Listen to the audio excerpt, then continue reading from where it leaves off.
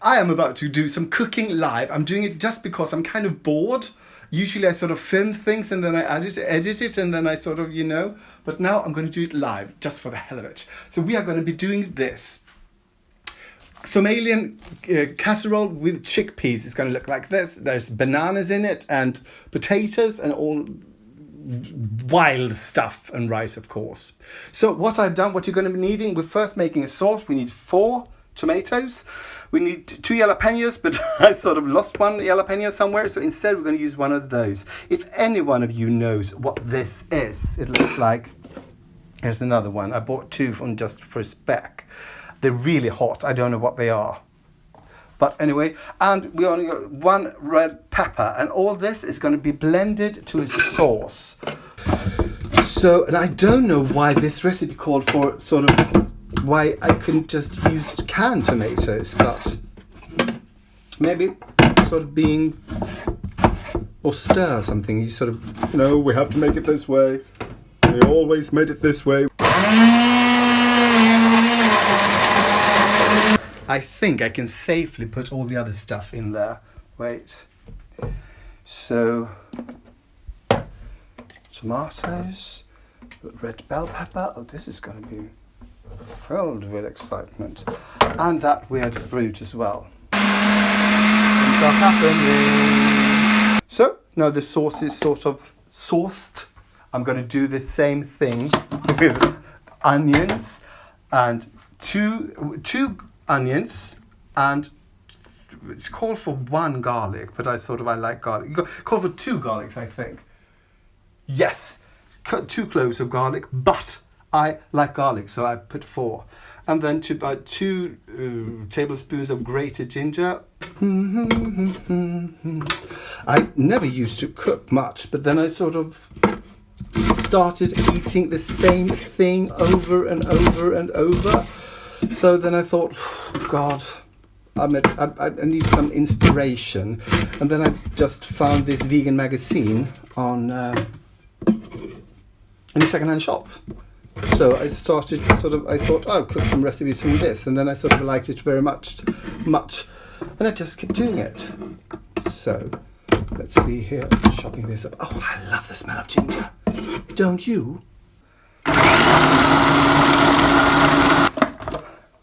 I would call that finely chopped, wouldn't you? So now I'm about to fry this. I am also, during this corona thing, I've been growing quite fat. So I am counting calories like a madman. That's why I just don't if I weren't this fat, or if I weren't trying to lose weight, I would just sort of pour some rapeseed oil into it. But no, I don't. Because this is the next step. Potatoes, these are going to be cubed. Carrots are going to be sort of cubed as well, I guess. And these are 2 cans of chickpeas rinsed. I'm going to be adding this now to the oil. That isn't really hot, but hot enough. Now I need to add the spices, which is curry, 1 whole tablespoon of curry, 1 tablespoon of cumin, and let's see, 1 teaspoon of turmeric. So that's what's going to happen now. Tablespoon of curry. I'm singing 'cause I haven't got anything interesting to say. And a tablespoon of cumin. And then really weird, just this teaspoon, was it? Yeah. Teaspoon of turmeric, and turmeric doesn't really taste that much, so you could use more, but maybe, I don't know. It's a nice colour though. It's really, you see, fantastic. I don't know quite enough about cooking to sort of explain stuff for you, why you add this now and not later, why this is supposed to be cooking with this before you add that tomato juice. But I'm just following the recipe. Let's do this. So this thing here, since the tomatoes and things, since they weren't cooked before I you think that this would be, I'm going to put that down a bit. this really has to cook for 15 minutes because otherwise it will taste sort of raw. So the recipe says. 15 minutes later. So the sauce is cooking nicely and we are about to add 1 can of coconut milk. And 2 deciliters of vegan yogurt. Oh God. Wait. Just scraping this in 2 because I hate waste. Also scraping this out. So that much was left in the can. This is the way it looks. Ah, it smells good. It smells really good. So I'll be adding 400 grams of, 200 grams, 200 grams of carrots and also potatoes. But first I'm going to show you how I did these potatoes. This is one of my favorite apparatus that I use all the time in the kitchen. Well, I use it especially when I need to cube tomatoes. I think it comes from Belgium or something. I bought it secondhand. But that you are supposed to make sort of fries with them. So what you do is you put a potato down there. You do that, it looks like that, and then ta-da! Out comes the potato. And if you do that with tomatoes, if you have one of these, it's a really great nifty trick. If you do this with tomatoes, you need to cut the tomatoes first and put them in cut side down, because otherwise you would just squish them. I will now be adding the potatoes to my Somalian casserole with chickpeas. I'm also going to add 2 cans of chickpeas to this. God, this is awful lot of food. This is supposed to be just 4 portions, but this should be cooking for about 15 minutes now. Turn up the heat till the potatoes and the carrots and the chickpeas are done, and then I'm going to be adding, where's my 2, I seem to have lost my 2 bananas. Can anyone see my bananas anywhere? Oh, here they are. I thought I prepped them, but I haven't. So I'm going to slice them into little coins. I'm going to put them in, but just before, so I think these will turn out soggy as fuck.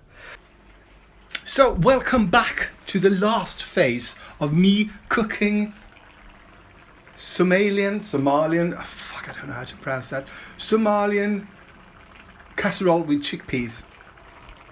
So I'm cooking from this magazine, and this is what it's going to look like. This is what it looks like now. I will be adding some bananas and then it's done. So you might know that I like gadgets. So I'm going to show you one gadget that I got.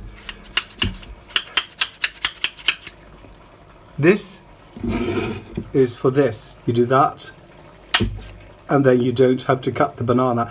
It's so sort of not really useless, but I mean, you cut the banana as fast as you do this, but it's fun. It's more fun to eat banana when you do this over the muesli and vegan yogurt. So I'll be doing this, adding this to the casserole. I never cooked anything with bananas before, I don't think, and not anything hot with bananas. It's almost like I've been baking with bananas. That's what I've been doing so far. So this is just gonna get hot now, and then I'm gonna eat it. So my pants are from H&M, and it's the Pink Panther shorts. I think they're just out. I got them last weekend. I love things with patterns and sort of, I really don't like anything sort of discreet. I used to think that I was a discreet person. I wore just grey and navy and black and white and thought that was sort of stylish. And then I realized, oh, I don't feel funny in this. I feel more fun if I'm wearing sort of green or patterns and stuff. So people, it's time to start scooping up. Oh God, I'm sorry if my photographic handiwork is bad. So I'm just going to do this. Take one scoop over and one of these. Look at that. This is an enormous amount of food. I won't be... This is supposed to be 4, isn't it? Oh, fuck. It says 6 portions. Okay. So, yes. So this makes 6 portions. So I better leave that then. This is going to be so hard to eat. But this is sort of... Yes. Well, one should always read the fine print, right? Where it says 6 portions. I thought it was too much.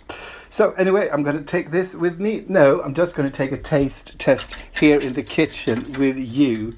Because you can't wait, can you? Hello. I hope it's good. I really hope it's good. So, here are some chickpeas and... Oh, maybe banana as well. Oh, lots of banana. Here's the banana. This is going to be excruciatingly hot. Fuck. There. So, here we go. I think this is going to be sweet and hot and spicy. Oh, it's hot. Oh, and it's spicy. Fuck, I don't know. I used this instead of a jalapeno because I bought these because they look fun. And I think this is... Oh my God. Spicy, spicy, spicy. So, people, I want to thank you for watching this Cooking Live with me. It's been really fun for me and for you, of course. But it's really nerve-wracking. You sort of, afterwards you go, sort of, what did I say? What did I do? What happened? So, see you later, alligator.